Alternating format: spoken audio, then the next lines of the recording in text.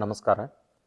Surprise loss ಆದರೆ ಏನೆಲ್ಲ ಸಮಸ್ಯೆ ಆಗುತ್ತೆ ಅನ್ನೋದ್ರ ಬಗ್ಗೆ ವೀರಪ್ಪನ್ ಕಾರ್ಯಾಚರಣೆಯಲ್ಲಿ ನಡೆದಂತಹ ಒಂದು ಸತ್ಯ ಘಟನೆಯ ಬಗ್ಗೆ ನಿಮ್ಗೆ ಇವತ್ತು ಹೇಳಲಿಕ್ಕೆ ಇಚ್ಛೆಪಡ್ತೇನೆ. ವೀರಪ್ಪನ್ ತನ್ನ ಸಹಚರರ ಜೊತೆ ಬಂದು ಶಂಕರಮಲೆ ಹತ್ರ ಉಳ್ಕೊಂಡಿದ್ದಾನೆ. ಅವನು ರೇಷನ್ ಖರೀದಿಗೆ ಒಬ್ಬ ಸಹಚರನನ್ನ ಪಕ್ಕದ ಹಳ್ಳಿಗೆ ಕಳಿಸಿದ್ದಾನೆ ಅನ್ನುವಂತಹ ಮಾಹಿತಿ ಪಾಲಾರ್ ಕ್ಯಾಂಪ್ಗೆ ಬರುತ್ತೆ.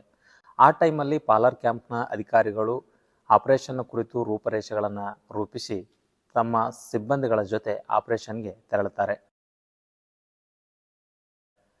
ಶಂಕರಮಲೆ ತುಂಬ ದುರ್ಗಮವಾದಂತಹ ಕಡಿದಾದಂತಹ ದಾರಿಯಾಗಿದ್ದು ಎಲ್ಲರೂ ಆಪರೇಷನ್ಗೆ ತೆರಳುತ್ತಾರೆ.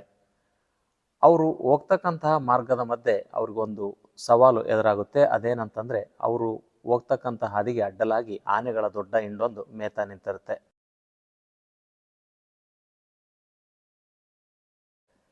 ಇವರು ಎಣಿಕೆ ಏನಾಗಿತ್ತು, ನಾವು 12-1 ಗಂಟೆಗೆಲ್ಲ ಶಂಕರಮಲೆ ತಲುಪ್ತೀವಿ, ಅದಾದ ನಂತರ ಅಲ್ಲಿ ಆಪರೇಷನ್ ಮಾಡಿಕೊಂಡು ವಾಪಸ್ ಬಂದರೆ ಸಂಜೆ ಹೊತ್ತಿಗೆ ಇಲ್ಲಾಂದರೆ ರಾತ್ರಿ ಹೊತ್ತಿಗೆ ಪಾಲಾರ್ ಕ್ಯಾಂಪ್ಗೆ ವಾಪಸ್ ಆಗ್ತೀವಿ ಅನ್ನೋದು ಅವ್ರ ಎಣಿಕೆ ಆಗಿತ್ತು. ಕಾರಣ ಏನಂತಂದರೆ ಶಂಕರ ಬಿದ್ರಿ ಸಾಹೇಬ್ರಿದ್ದಾಗ ಕೇಸ್ಗೆ ಆಪರೇಷನ್ಗೆ ಮತ್ತು ಕೂಂಬಿಂಗಿಗೆ ಒಂದಿಷ್ಟು ಜನ ಆಲ್ರೆಡಿ ಹೋಗಿ ಬಂದಿದ್ರು.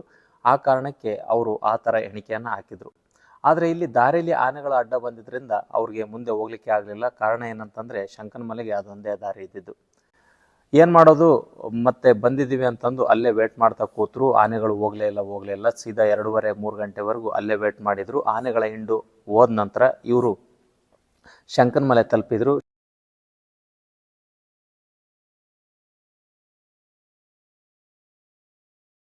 ಶಂಕರಮಲೆ ತಲುಪಿ ನೋಡ್ತಾರೆ, ಅಲ್ಲಿ ವೀರಪ್ಪನ ಸುಳಿವೇ ಇಲ್ಲ. ಅಲ್ಲಿ ಸುತ್ತಲೂ ಹುಡುಕಿ ನೋಡ್ತಾರೆ, ವೀರಪ್ಪನ್ ಕಾಣದೆ ಹೋಗಿದ್ದರಿಂದ ಅವರು ಅಲ್ಲಿಂದ ವಾಪಸ್ ಆಗಲಿಕ್ಕೆ ನಿರ್ಧಾರ ಮಾಡ್ತಾರೆ. ಶಂಕರಮಲೆಯಿಂದ ವಾಪಸ್ ಆಗುವಾಗ ತುಂಬ ದಣದಿದ್ರಿಂದ ಒಂದಿಷ್ಟು ಜನ ಸುಮ್ಮನೆ ಹಿಂದೆ ಉಳಿದು ಬಿಡ್ತಾರೆ. ಮುಂದೆ ಆ್ಯಕ್ಟಿವ್ ಆಗಿದ್ದಂಥವ್ರು, ಹೆಂಗಾಗಿದ್ದಂಥವ್ರು ಮುಂದೆ ಬರ್ತಾರೆ, ಒಂದಿಬ್ಬರು ಉಳಿದವರು ಹಿಂದೆ ಉಳಿತಾರೆ. ಈ ಕಡೆ ವೀರಪ್ಪನ ತನ್ನ ಸಹಚರರ ಜೊತೆ ಅಡುಗೆಗೆ ಎಲ್ಲ ಸಿದ್ಧತೆಗಳನ್ನು ಮಾಡಿಕೊಂಡು ವೇಟ್ ಮಾಡ್ತಾ ಇದ್ದ. ಅವನು ಏನು ತನ್ನ ಸಹಚರನನ್ನು ರೇಷನ್ ಖರೀದಿಗೆ ಕಳಿಸಿದ್ದ, ಅವನು ಬರ್ತಾ ಇದ್ದಂಗೆ ಎಲ್ಲರೂ ಅಡುಗೆ ಮಾಡಲಿಕ್ಕೆ ಎಲ್ಲ ಸಿದ್ಧತೆಗಳನ್ನು ಮಾಡಿಕೊಂಡ್ರು. ಈ ಕಡೆ ಪೊಲೀಸ್ ಟೀಮಲ್ಲಿ ಯಾರು 2 ಜನ ಮುಂದೆ ಬಂದಿದ್ರಲ್ಲ, ಅವ್ರಿಗೆ ವೀರಪ್ಪನ್ ಮತ್ತು ಅವನ ಸಹಚರರು ಕಂಡ್ರು. ಆ ಟೈಮಲ್ಲಿ ಅದರಲ್ಲಿ ಒಬ್ಬನು ಪೊಸಿಷನ್ ತಗೊಳ್ಲಿಕ್ಕೆ ಹೇಳಿದ, 2 ಕೂಡ ಪೊಸಿಷನ್ ತಗೊಂಡ್ರು. ಅದರಲ್ಲಿ ಒಬ್ಬ ಫೈರ್ ಮಾಡೋಣ ಅಂತ ಅಂದ್ಕೊಂಡ, ಇನ್ನೊಬ್ಬ ಫೀಲ್ಡ್ ಸಿಗ್ನಲ್ ಕೊಟ್ಟು ಬೇಡ, ನಾವಿಬ್ಬರೇ ಇದ್ದೀವಿ, ಅವರೆಲ್ಲ ಬರಲಿ, ಬಂದ ನಂತರ ಫೈರ್ ಮಾಡೋಣ ಅಂತಂದು ನಿರ್ಧಾರ ಮಾಡಿದರು. ಆ ಟೈಮಲ್ಲಿ ಇವರು ಏಮ್ ಮಾಡಿಕೊಂಡು ವೇಟ್ ಮಾಡ್ತಾ ಇದ್ರು. ಈ ಪೊಲೀಸ್ ಟೀಮಲ್ಲಿ ಏನು ಹಿಂದೆ ಉಳಿದಿದ್ರು ಅವರು ಮತ್ತೆ ಅದೇ ದಾರಿಯಲ್ಲಿ ಮುಂದುವರಿತಾ ಇದ್ರು. ಆ ಟೈಮಲ್ಲಿ ತಮ್ಮ ಮುಂದೆ ಹೋದಂಥ 2 ಜನ ಕಾಣದೆ ಹೋದಾಗ ಅವರು ಗಾಬರಿಯಿಂದ ಅವರು ಎಲ್ಲಿದ್ದಾರೆ ಅಂತ ತಿಳಿಲಿಕ್ಕೆ ಚಪ್ಪಾಳೆ ತಟ್ಟಿ ವಿಸಿಲ್ ಹಾಕಿ ಅವ್ರ ಹೆಸರನ್ನು ಕೂಗುವ ಮೂಲಕ ಎಲ್ಲಿದ್ದೀರಿ ಅಂತ ಜೋರಾಗಿ ಕೂಗ್ಬಿಟ್ರು. ಈ ಸದ್ದನ್ನು ಕೇಳಿಸ್ಕೊಂಡಂತ ವೀರಪ್ಪನ್ ಮತ್ತು ಅವನ ಸಹಚರರು ಇಮಿಡಿಯೇಟ್ಲಿ ಆ ಪ್ಲೇಸಿಂದ ಜಿಗಿದು ಹಾರಿ ಬೇರೆ ಕಡೆ ಓಡೋಗ್ಬಿಟ್ರು.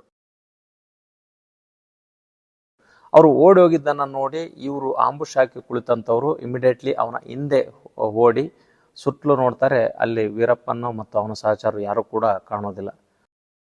ಸುತ್ತಲೂ ಹುಡುಕಿ ನೋಡಿ ಕ್ಷಣಾರ್ಧದಲ್ಲಿ ಅವನು ಮಂಗಮಾಯ ಆಗಿದ್ದರ ಬಗ್ಗೆ ಆಶ್ಚರ್ಯಗೊಂಡ್ರು. ಅದೇ ಟೈಮ್ಗೆ ಹಿಂದೆ ಉಳಿದಂತಹ 4 ಜನ ವಾಪಸ್ ಅದೇ ಪ್ಲೇಸ್ಗೆ ಬಂದರು. ಅವ್ರು ಬಂದಾಗ ಅವ್ರಿಗೆ ಇವರು ವಾಚಾಮಗೋಚರವಾಗಿ ಬೈದರು. ಅವ್ರಿಗೆ ಅವರ ತಪ್ಪಿನ ಅರಿವಾಯಿತು. ಅದೇ ಟೈಮಲ್ಲಿ ಎಲ್ಲರೂ ಕೂಡ ಹೊಟ್ಟೆ ಹಸುವಿನಿಂದ ಬಳಲ್ತಾ ಇದ್ರು.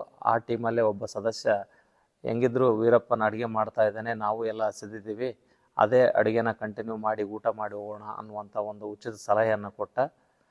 ಒಂದಿಷ್ಟು ಜನ ವಿರೋಧವನ್ನು ವ್ಯಕ್ತಪಡಿಸಿದರು. ಆದರೆ ಎಲ್ಲರೂ ಹಸಿದಿದ್ದರಿಂದ ಬಹುಪಾಲು ಜನ ಸಮ್ಮತಿಯನ್ನು ಸೂಚಿಸಿದ್ದರಿಂದ ಅವರು ಆ ಅಡುಗೆನ ಕಂಟಿನ್ಯೂ ಮಾಡಿ ಅಲ್ಲೇ ಊಟ ಮಾಡಿ ನೆಕ್ಸ್ಟ್ ಪಾಲಾರ್ ಕ್ಯಾಂಪ್ಗೆ ವಾಪಸ್ ಆದರು. ಸರ್ಪ್ರೈಸ್ ಲಾಸ್ ಆದರೆ ನಾವು ಹೇಗೆ ಬೆಲೆಯನ್ನು ತೆರಬೇಕಾಗುತ್ತೆ ಅನ್ನೋದಕ್ಕೆ ಇದೊಂದು ಬಹುದೊಡ್ಡ ನಿದರ್ಶನ ಅಂತ ಹೇಳ್ಬೋದು.